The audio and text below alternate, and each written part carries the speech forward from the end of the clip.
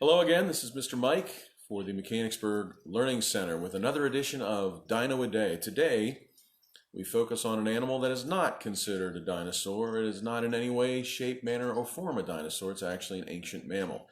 Lived about 7 million years to maybe about 20,000 years ago, so it had a long history. But this is not a dinosaur. This is an animal called Macrauchenia. Macrauchenia, the name means long llama, and the second part of the name is actually Latin for neck or long neck, so it's a kind of a long-necked llama. Here's an example of what we think it looked like. It's not the most popular name, but it is something that you might recognize from some popular films. So, Macrauchenia was a mammal, and the most distinctive thing about this particular model is obviously its snout. Here's a more updated version of what we think it looked like. The thing you'll want to pay attention to again is the snout, and in particular, take a look at the feet. I don't know if you can see that well or not. Okay. It actually had 3 toes. You can see that. 3 toes, one in the middle. They kind of said that it reminded them of rhino feet. So this animal was discovered on February 9th, 1834 by a gentleman named Charles Darwin. Now, the name Charles Darwin, kids, you want to Google his name, and you'll be able to find out a lot about him. He wasn't famous as a person that discovered ancient animals. He was famous for something else, about writing books about the evolution. In fact, the discovery of Macrauchenia led Charles Darwin to help develop the entire theory on evolution.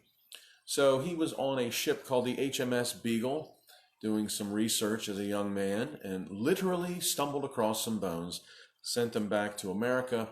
They took a look at them and said, this is an animal we've never seen before. So that was 1834. In 1837, the famous paleontologist, anatomist, Richard Owen, who actually was the one that came up with the name dinosaur when he came up with the word Dinosauria for these ancient things that no one knew what they were, he named the animal Macrauchenia. So the thing was almost 10 feet long. It looked like kind of like a giant llama or a giant camel without the hump and with just an absolutely crazy kind of snout. Definitely an herbivore based on its teeth.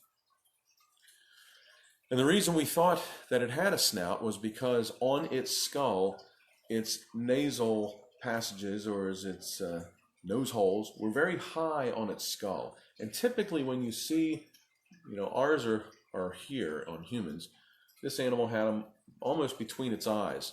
And typically when you see a skull like that, you can surmise that it probably had a snout or a trunk, like tapir. One of my favorite all-time animals. Make sure you Google that one when you get off this video. T-A-P-I-R, tapir. Modern-day animal with a small elephant-like snout.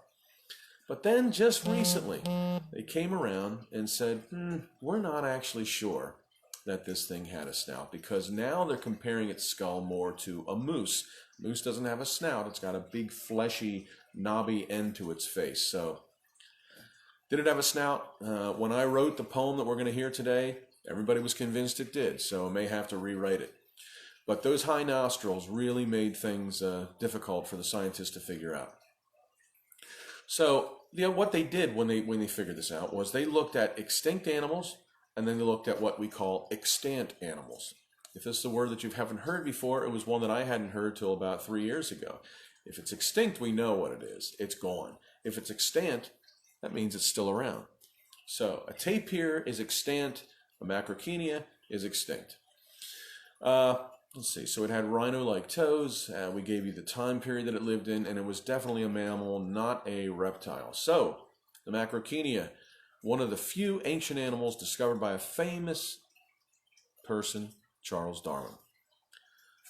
From Dinorific Poetry, Volume 3, if you can read backwards. We'll read you the story of the Macrauchenia, written by me, illustrated by my son Ethan. Mr. Macrauchenia, please tell us all about why your camel-like yet have a nifty, stretchy snout. Did you suck up water and then use it as a spout? Certainly you were unique, of this I have no doubt. Mr. Macrauchenia, your skeleton reveals when pursued by predators, you turned them on their heels. You could dodge and swerve and thus avoid becoming meals. Still, there are some secrets that your fossil yet conceals. Mr. Macrauchenia, you're 7 feet full grown. Though we reassemble you, your color is unknown. We believe you may have had a brown or golden tone. This hypothesis, of course, is solely based on bone. Mr. Charles Darwin was the fellow that exhumed, freeing your remains from some obscure and hidden tomb. Was it Smilodon that served to send you to your doom? Glad to see you're standing proud in this museum room. The Macrauchenia. Did it have a snout or did it not? Right now, there's a lot of controversy over it. So, ladies and gentlemen, thanks so much for sharing the videos. Thanks for watching them on YouTube, Mr. Mike Sgrignoli. We will do it again tomorrow, 10 a.m. Eastern Standard Time for the Mechanicsburg Learning Center. So, for the Macrauchenia, snoutless or snout full, this is Mr. Mike. Have a great, great day.